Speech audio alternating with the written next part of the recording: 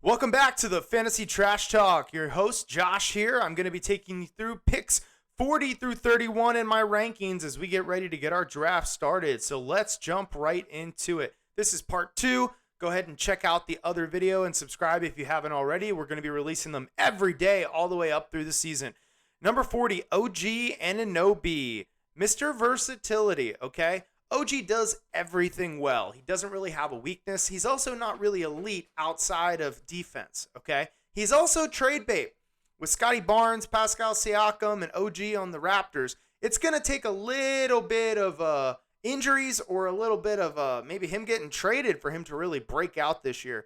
That being said, his floor, absolute floor, is probably 55. He's probably going to play closer to the 40s. And if he gets traded, he's got potential to break out. Also, because of his stock's rarity, if he adds an extra 3 points per game to his game, you're going to see the stratosphere reach for him because he's getting you steals and blocks in a way that a lot of other players can't.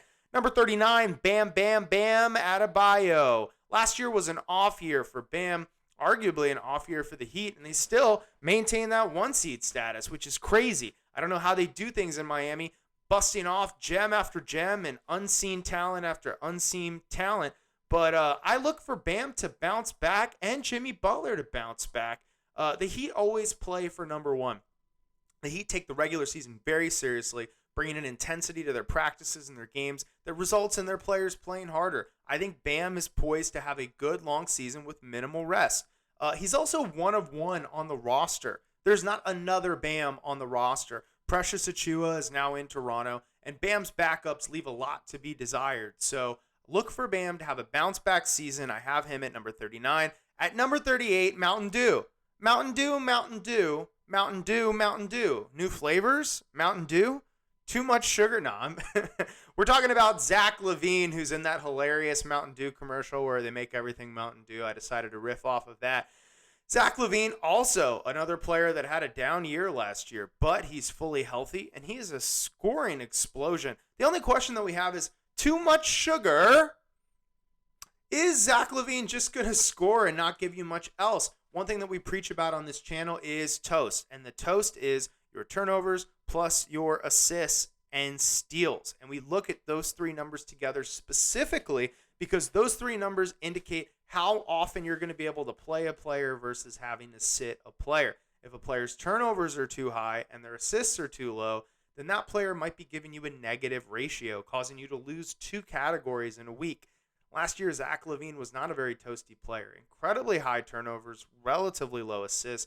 If he can bring either of those numbers up or down respectively, look for a lot of improvement from him. 38 is definitely a dive from where he was being selected last year. But the reality is there's a lot of players that we like better than him. All right, number 37, Cliff Paul of Allstate fame. CP3.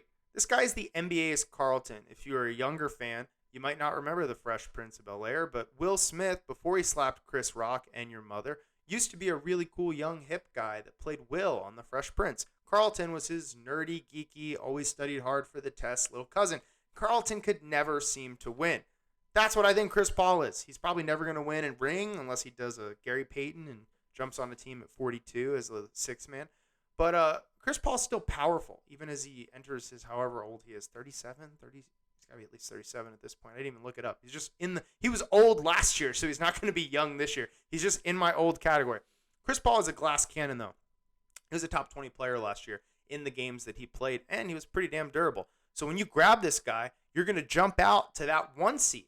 Let's talk about 1 seed fodder for a second. If you grab Chris Paul and he's healthy the first 9 weeks of the season, which is not that much, guess what? Your season might only be 18 weeks, 20 weeks. That 50% of the time your team's playing like a 1 seed. I like Chris Paul in the late 30s. I hate Chris Paul in the 20s or in the early 30s. But in the late 30s, Chris Paul gives you a lot of potential to get that 1 seed. Number 36, Ant-Man, a.k.a. Paul Rudd, a.k.a. Anthony Edwards. There is a question, though. Are there too many heroes? Have we had too many superhero movies? Because the Minnesota Timberwolves are stacked this year. They've got so much talent. The question is, how is Anthony Edwards going to improve his fantasy value? With Rudy Gobert down low, he's definitely not going to be getting more rebounds. Also, with Rudy Gobert, I think spacing is going to be at a premium. I'm not sure that Ant is going to be able to improve in enough categories to take that meteoric rise. However, everything that we've seen about him indicates that he's looking a lot better, including his shooting stroke. Okay? Giant man is when Ant-Man becomes big. I was putting that in there because of Rudy Gobert. I was going to bring up Gobert again. Okay, I'm writing these jokes that I'm doing it. I can't remember. Okay, Bruce Wayne, it's time for number 35, Desmond Bane of the Memphis Grizzlies. I won't do that voice anymore. I want to talk a little bit about Desmond Bane because I'm worried that he's going to get overhyped, okay? Let's talk about what he is. Elite JJ Redick level 3-point shooter, okay? And even though the guy has incredibly muscular arms, he has a soft touch. He also plays heavy minutes, and he plays super hard both ends of the ball on a Grizzlies team that is hungry to win. So I want to talk about why Desmond Bane's never going to be a top 20 player and why some of these rankings that I've seen that have him, like Yahoo had him at 16 as of this last week. Insanity, Batman. You got to send him to Arkham Asylum. Bane does not get shots off the dribble. He requires other players playing well to get his shots. I went and I watched probably 7, maybe 8 games worth of Bane's shot attempts. You're looking at catch and shoot, cut, catch and shoot, cut. Now, when the Grizzlies are healthy and they have playmakers out there and they have players that are drawing attention, John Morant's drawing 2, kicking it out, that's great for Bane. Okay, when Steven Adams is setting a big burly screen, Bane's cutting, that's great. There are players to pass him the ball. But when you predict a player to jump up 10 spots or 15 spots, you have to ask, where does that evolution come from? He was already getting a lot of great passes in a great system. I don't see how players are going to be able to find him more, especially as defenses key in on him. However, Desmond Bane is very healthy young man, very young, hasn't had an injury. Health is a plus. That's why we're getting all the way up to 35. That's a third-round pick. That's a great pick. Total value. If Desmond Bane ends up playing the entire season and ends up playing big minutes, he's going to be a top 40 value for your team. That does not mean he's going to play like a top 40 player in your playoffs, but over the season, he's going to be a top 40 value.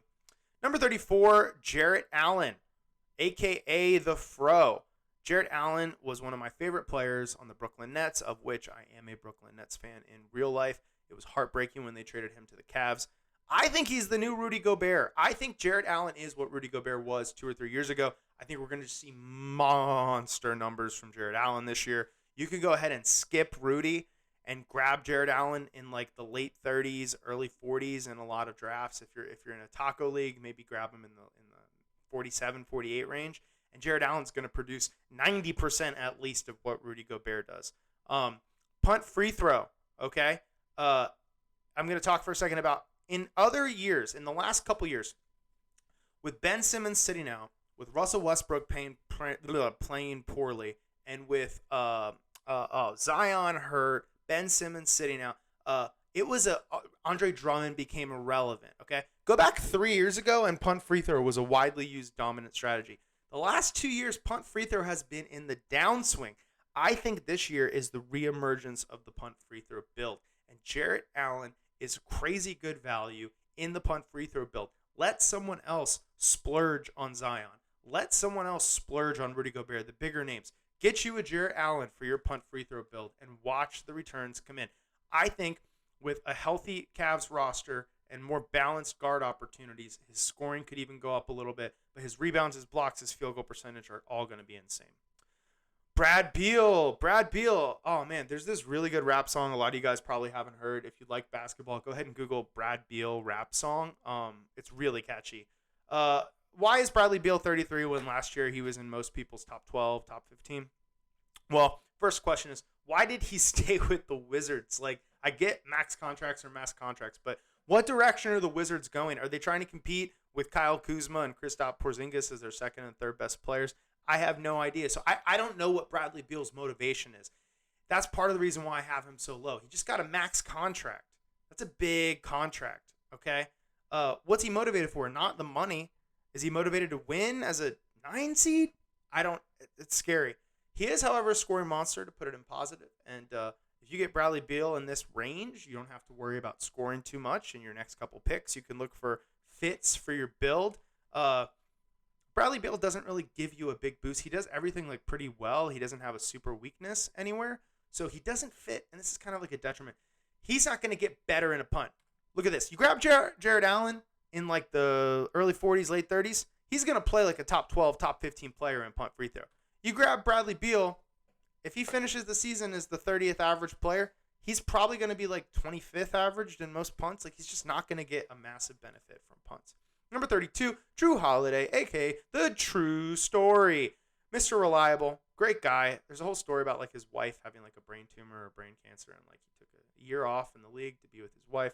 Just a good human being. Stock's God. Anytime you have a player that can give you a game where he's giving you 20 points per game, 5 assists, 5 rebounds, 2 steals, 2 blocks, that's like, he's like one of the few players that can do that. And he'll have a run of like 2 weeks where he's one of the top 5 players in the league, fantasy-wise. So, really great pick here. He's been healthy, hasn't battled injury issues. The Bucks are very thin.